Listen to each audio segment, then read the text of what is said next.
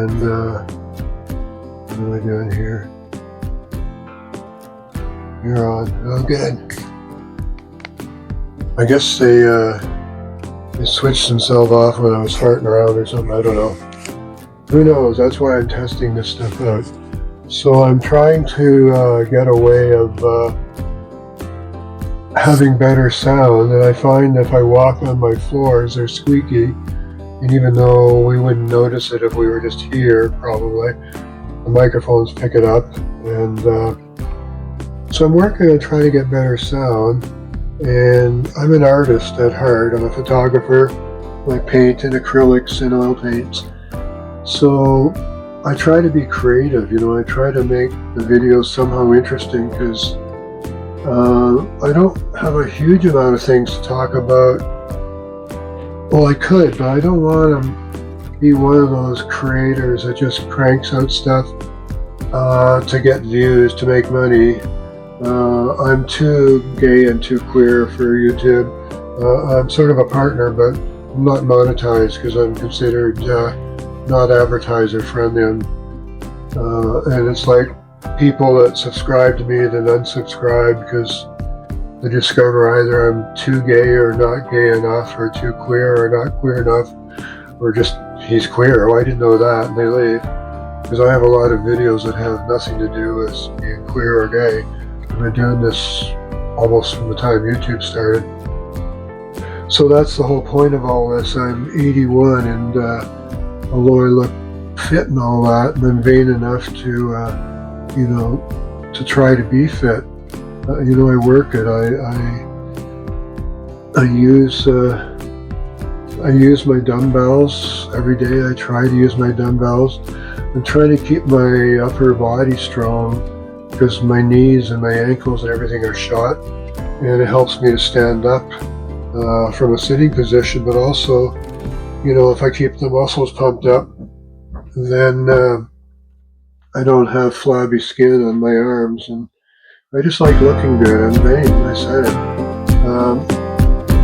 I wrote something down here. I was thinking today. I made a video yesterday, and I talked about religions and stuff. And I thought, well, that's going to lose me some subscribers, and I think it did. If you're going to be adult and hang with Butch, you have to learn to agree to disagree. The world has enough problems without us fighting over every little thing. I don't want this video to be really, really long, so let's talk about religion for a minute. I'll lose some more subscribers. Oh well, if you want to hang with me, you've got to agree to disagree. That's road straw, hang on.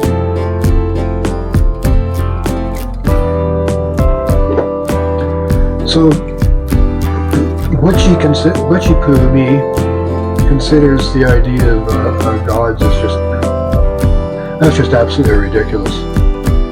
People like to have gods that created stuff, and they don't ask the question like, where'd God come from? And that's their way of making everything real, is that God was forever. And just get over it, the universe has been forever. So, because Butch doesn't like the idea of people ordering other people around and deciding what's what and who does what with whom and when, and it always leads to problems when some group thinks they're self-righteous over the other. The religious ones frequently do. Oops, my camera just made a noise. Hang on. I don't know why. I'm testing cameras there, and I don't know why it beeped at me. Everything's green. I think that's a good sign. I hope so. Looks like I got an itchy head. Hang on. Where was I? So Butchie Poo takes the concept that the word God is a metaphor. A metaphor in English is a word that stands for something. And Butchie Poo says God is a metaphor for the sum of all of reality, all at once, all of the time. Everywhere, all at once. Like, you're God, I'm God, this is God. And that's the only way it can be if you want to have a God. So if that works for you, then yeah, you can have a God, but you have to accept that there is no real heaven except where you find it. I don't believe in afterlives. That's just silly. If if I wake up somewhere, it's going to be a surprise to me. But I know enough about physics. Enough weird things can happen. You know, fourth dimensional kinds of reality, which have more to do with physical size versus the rest of the universe, and whether we measure things with electrons or with tachyons. Tachyons are a theoretical particle that Butch says exists, and Butch says they're much smaller than the electron, and they actually compose the electron in much of reality. And we measure the speed of light, and Butch is telling you this because there might be some controversy here. It's true, but there's going to be controversy, trust me. We use the electron to measure the speed of light. So the electron never actually travels at the speed of light. It just spins very, very, very fast, close to the speed of light. But it's so tiny, that's not really it's not really a big deal.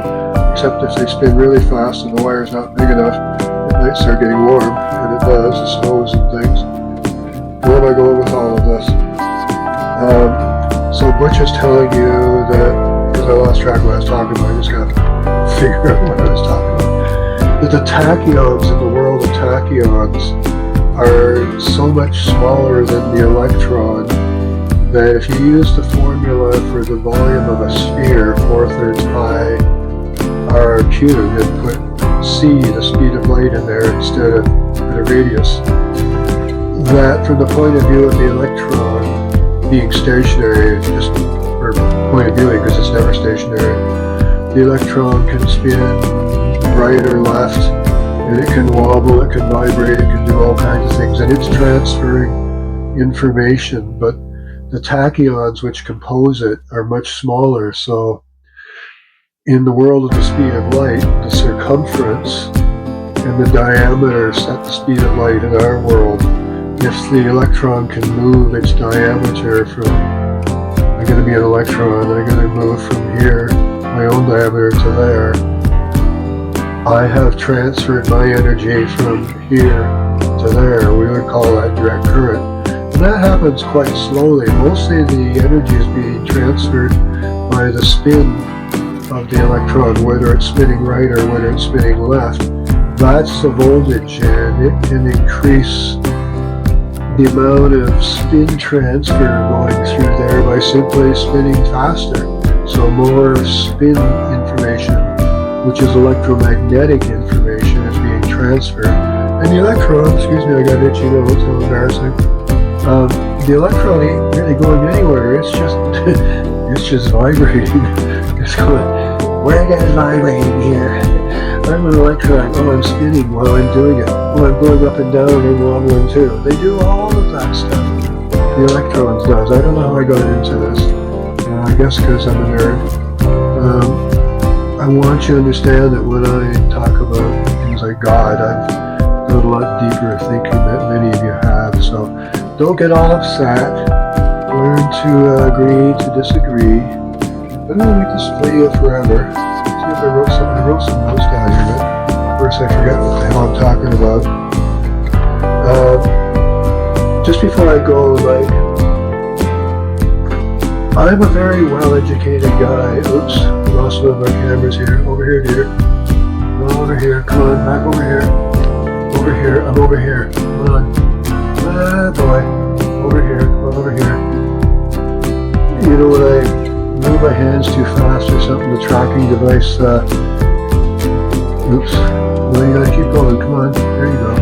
You gotta keep following me, that's boy.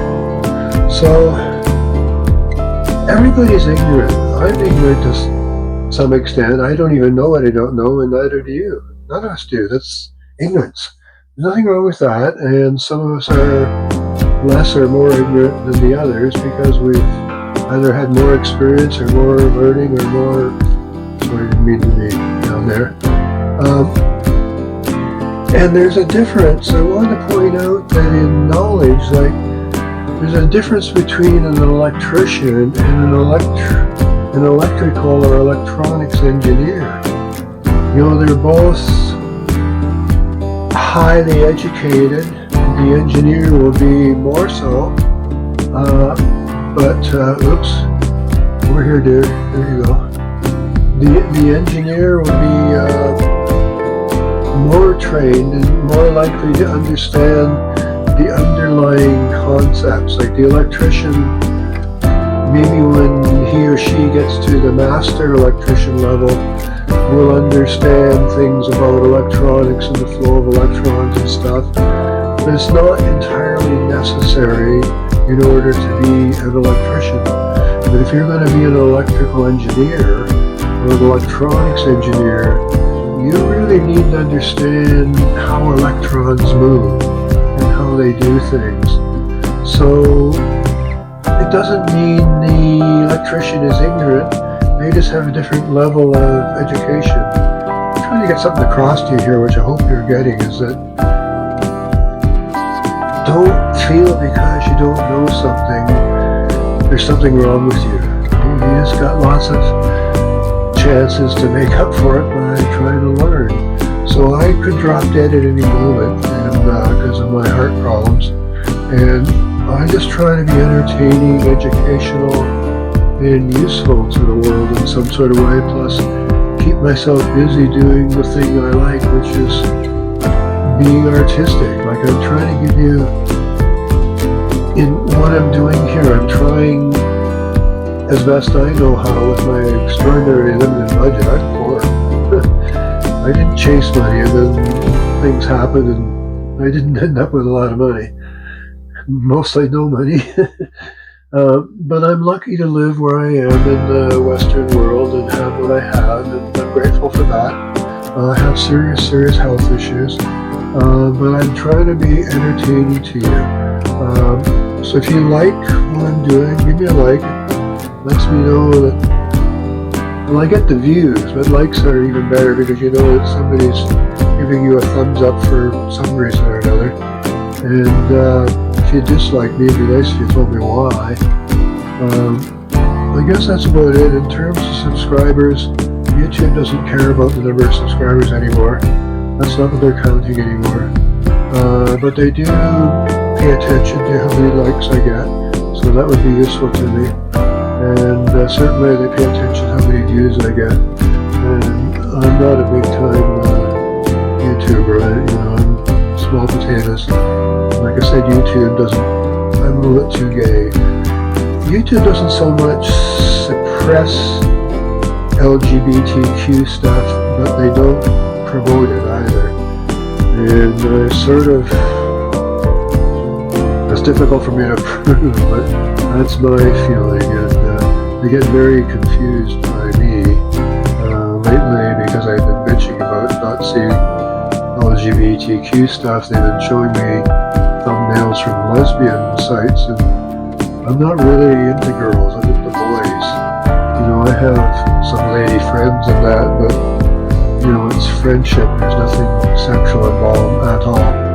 My sexual interests are in a very narrow spectrum of guy, particular kind of guy. So I've yacked on and on and on, and this was mostly trying to test out my gear, and the lighting was supposed to look good. No, it's not. It's 4 p.m. here in Vancouver, Canada, and it's starting to get dark, so Butch and Pooh is going to go around to the cameras one by one and shut them off, and we'll find out how well things work. You can see I have weird things in my head. I'm trying the microphones up here because I know they pick up the floor squeaking. It's an old building. The floors are tiled, but there's hardwood underneath. The building is from the 1950s. It's been renovated and all that. I really like my little space here. I'm fortunate to have it. And what else can I say? I don't know what to say. I'm getting over, I think if you've watched earlier videos, I said I was embarrassed by all the red marks and scars that I got from my hormone issues. I'm letting myself be seen with my scars, and they're healing up, they're going away. Thank you. I'm so vain. We're all vain, really. We are. I just try harder. Alright, Butch, shut up. I'm going to go over to you, and I'm going to say bye from Butch. I'm going to see